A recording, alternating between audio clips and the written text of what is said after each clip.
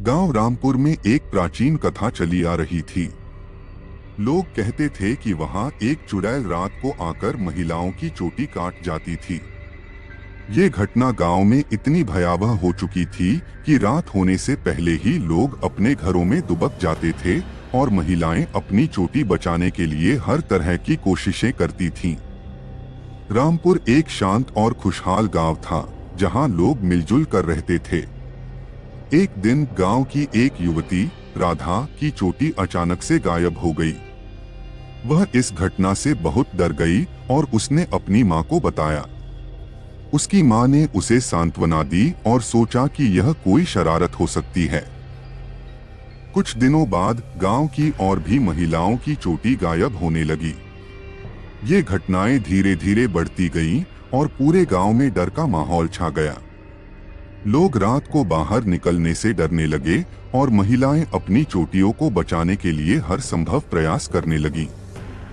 एक रात जब गांव में पूर्णिमा का चांद चमक रहा था, राधा की मां ने अपनी खिड़की से देखा कि एक काली छाया तेजी से उनकी ओर बढ़ रही है।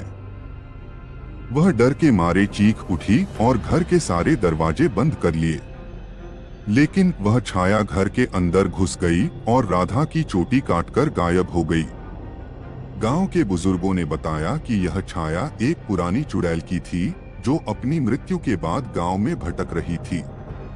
वह चुड़ैल अपने जीवन में एक बहुत ही सुंदर और घमंडी महिला थी, जो अपने बालों की सुंदरता पर बहुत गर्व करती थी। एक दिन एक जलन से भरी महिला ने उसकी चोटी काट दी और वह इस अपमान से मर गई। उसकी आत्मा तब से बदला लेने के लिए भटक रही थी।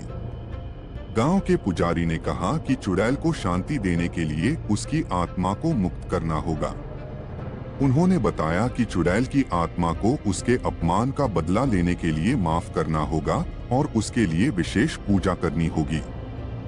गांव के लोग एकत्रित हुए और उन्होंने चुड़ैल की आत्मा को शांति देने के लिए विशेष पूजा की तैयारी की।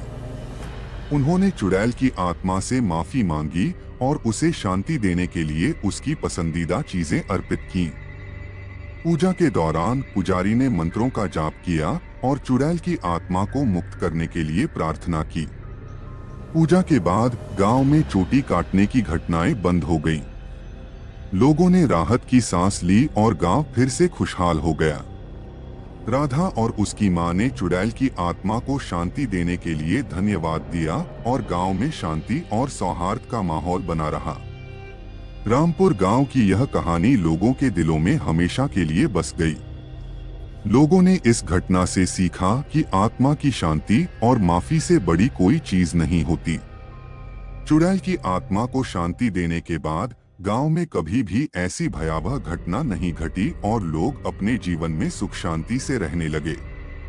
इस कहानी से यह संदेश मिलता है कि किसी की आत्मा को दुखी करना और उसका अपमान करना बहुत ही घातक हो सकता है।